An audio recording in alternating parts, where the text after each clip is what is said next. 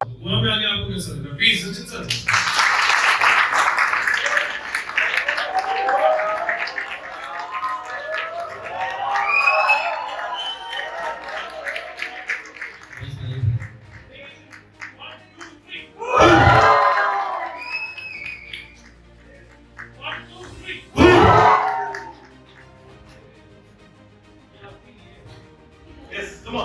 Okay so good morning. वैसे good morning बोलनी नहीं चाहिए यार, 2-3 साल से गुड मॉर्निंग बोलते बोलते थक गए। गोवा इज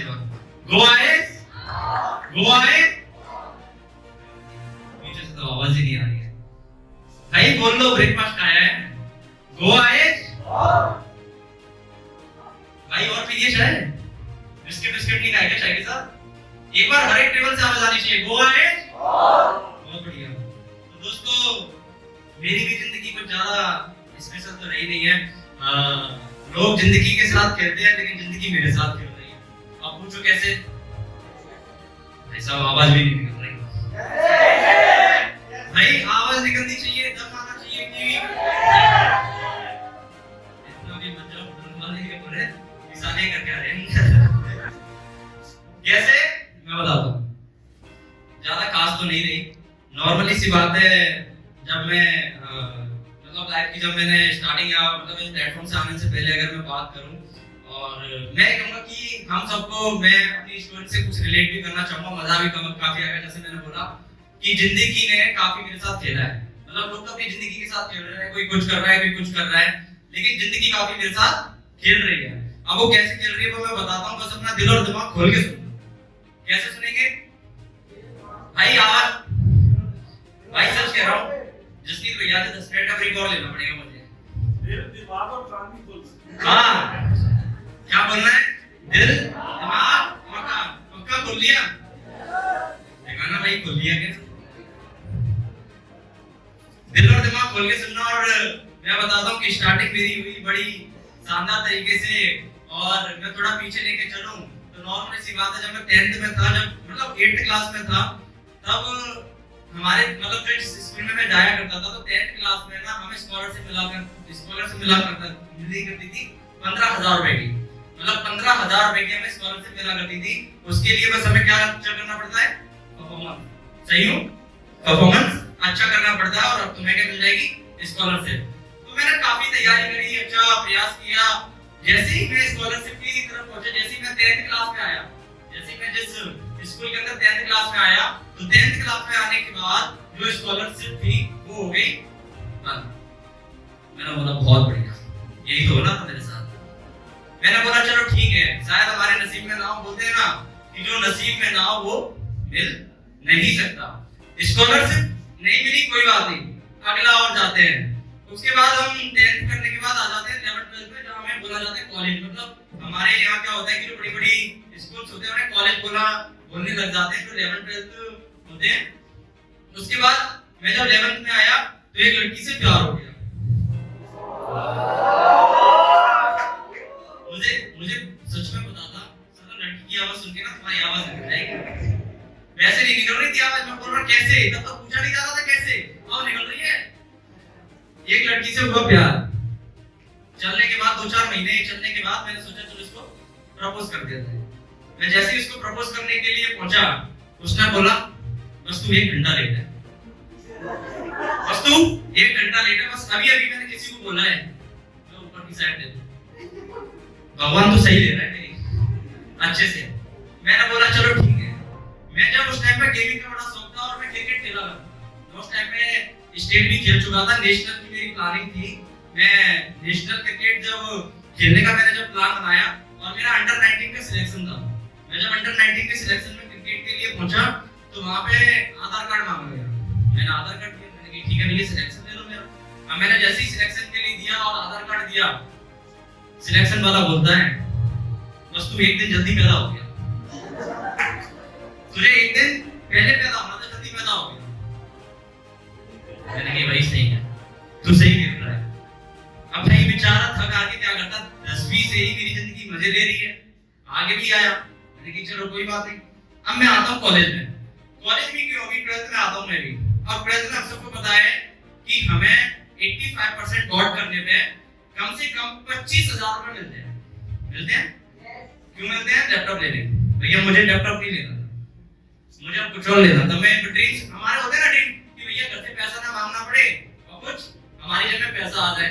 25,000 रुपए हमें मिले, सॉरी मिले नहीं, तैयारी करी, वहां भी 85% वोट करने की तैयारी करी और मैं दिन रात घिस पीट के लग गया कि भाई अब तो 25,000 सही है, अब तो इन्हें छोड़ना नहीं है।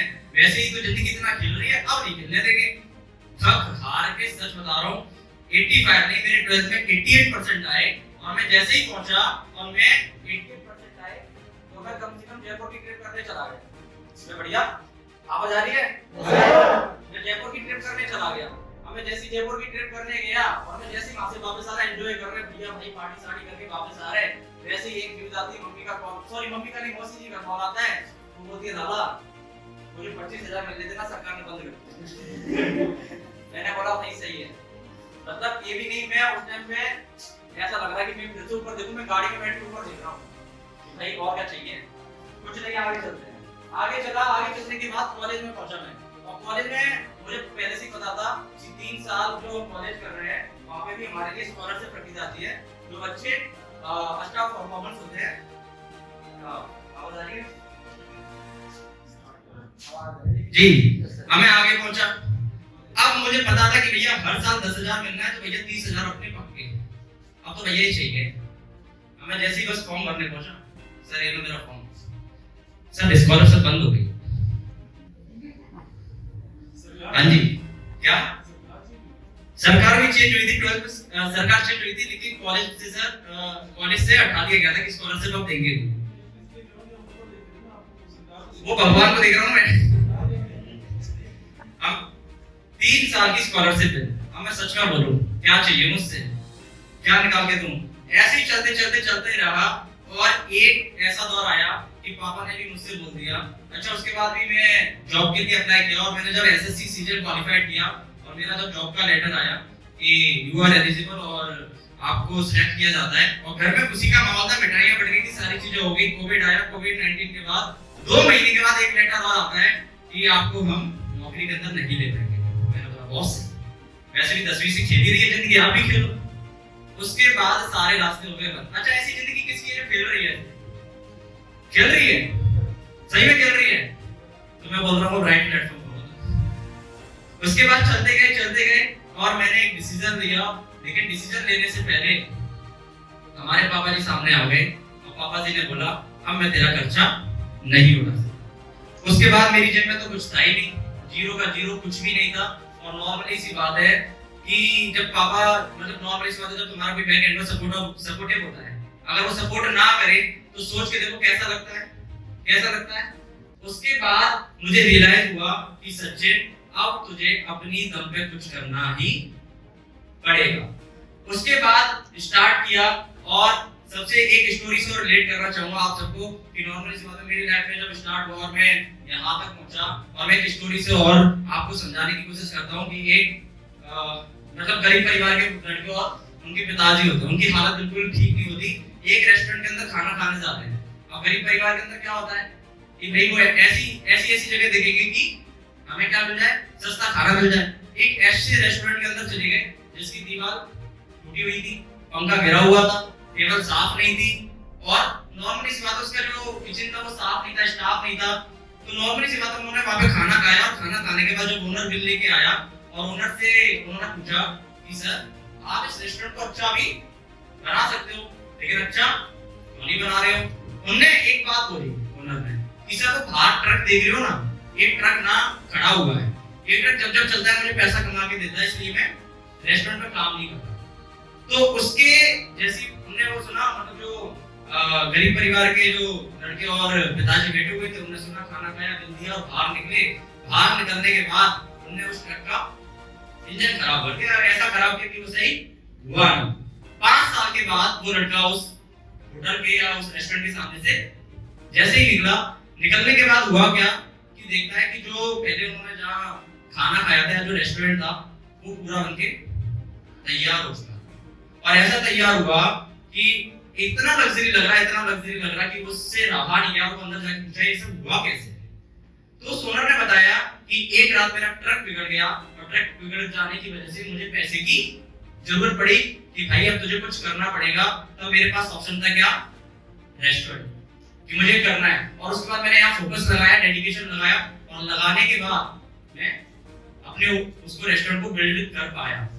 मतलब बताने चाह रहा हूँ कोई ना कोई आपकी जिंदगी में एक ऐसा ट्रक है जो आपको यहाँ निकलने से रोक रहा है, लेकिन अब वो ट्रक आपकी जिंदगी से हट गया, इसलिए आप गोवा में बैठे। अच्छा, कितने लोगों का ये पहली बार गोवा है? अभी शशि सर ने क्वेश्चन किया था कि पहली रात कैसी रही। मैं बताता हूँ सर, शशि सर पहली रात कैसी रही। आधे लोगों की तो ऐसी रही थी कि जो ये रूम के अंदर हॉट मग है, ये काम कैसे करता है, ये जो बाथरूम के अंदर ऐसा जो शॉवर है ना, ये कैसे चलता है, ऐसे ऐसे करके घुमा रहे होंगे। हो रहा था ना? अच्छा ईमानदारी से बताना सब हो रहा था? मुझे पता है। अभी तो आधे लोगों को मैं बताऊं, यहाँ पे हॉट मग में चाय बनाने का सोच रहे होंगे, लेकिन पानी ऊपर उबल के आ गया होगा और उसको आधे लोगों ने आधे घंटे तक उसको साफ किया होगा। हुआ ना भाई? यही है क्या? हाँ, देख लो आ रहे ना लाइन पे। मुझे पता था भैया इस चीज से मैं भी गुजरा हूँ, इसलिए बता रहा हूँ। बताना ये चाह रहा हूँ कि मेरी जिंदगी में एक गोवा ट्रिप 7वें नंबर पे रहा है 2 साल के अंदर। आप लोगों का ऐसे कितने लोग हैं जो इस बिजनेस में आने के बाद जिनका पहला ट्रिप गोवा ही रहा? सब सच बताना। क्या बात है। लेकिन मैं बताता हूँ, अभी बीबी भाई ने भी बोला ये आपका पहली बार है। भैया हमारा 7वें नंबर या 8वें नंबर पे रहा है जो गोवा हमारा। हमने थाईलैंड ट्रिप भी किया, मतलब थाईलैंड ट्रिप से पहले हमने एक बार और गोवा कर चुके हैं। लेकिन मैं आप सबको बता दूं, अगर आप यहाँ से फोकस बना लें, विजन बना लें, मतलब उस डर से आप निकल चुके हैं, जो रोड से निकल चुके हैं। मैं बोल रहा हूँ यहाँ पे जितने लोग बैठे हुए हैं ना, उनकी जेब में पैसा नहीं था गोवा आने के लिए। अच्छा आपने आज से 1 साल पहले सोचा था कि गोवा आएंगे? सोचा था भाई? गोवा तो आए, 4 स्टार प्रॉपर्टी में बैठे हूँ। सोचो यहाँ से जिंदगी कैसी हो सकती है। अभी जसप्रीत भैया ने बोला ना, ये समझो आज एक हमारा पहला दिन है। यहाँ से जाने के बाद अभी कितनी कंट्रियां पे घूमनी है। अगला टारगेट हम लेते हैं थाईलैंड का, और नॉर्मली सी बात है, अगर हम थाईलैंड के लिए अगर टारगेट लें, अच्छा कौन कौन थाईलैंड जाना चाहता है? सच सच बताना। अच्छा पहले जाओगे? समर्थ सर आप भी जाओगे? अकेले जाना पर? अच्छा अब कितने लोग हैं जो अपने साथ कम से कम 5 लोगों को ले जाना चाहते हैं? अकेले नहीं जाना भाई। सलमान साहब आप टीम से ले जाना और किसी को मत ले जाना। हाँ ये वही ना बात।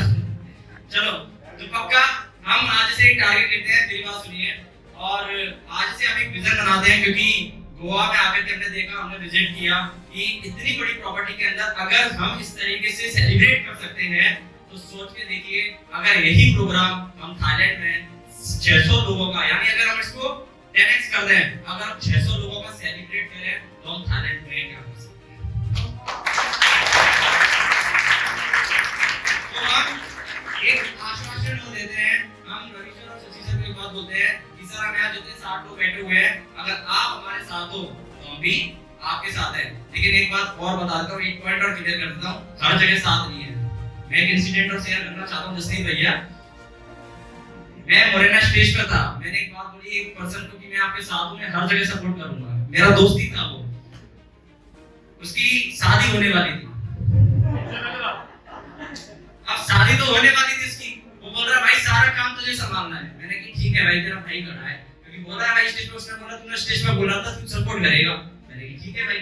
उसने मुझे अपना सब बताया, मैंने उसके घर का सारा काम किया, उसकी शादी में भी नचा, उसके कपड़े भी सब करे मैंने भाई, सब कुछ उसका प्लान किया। पहली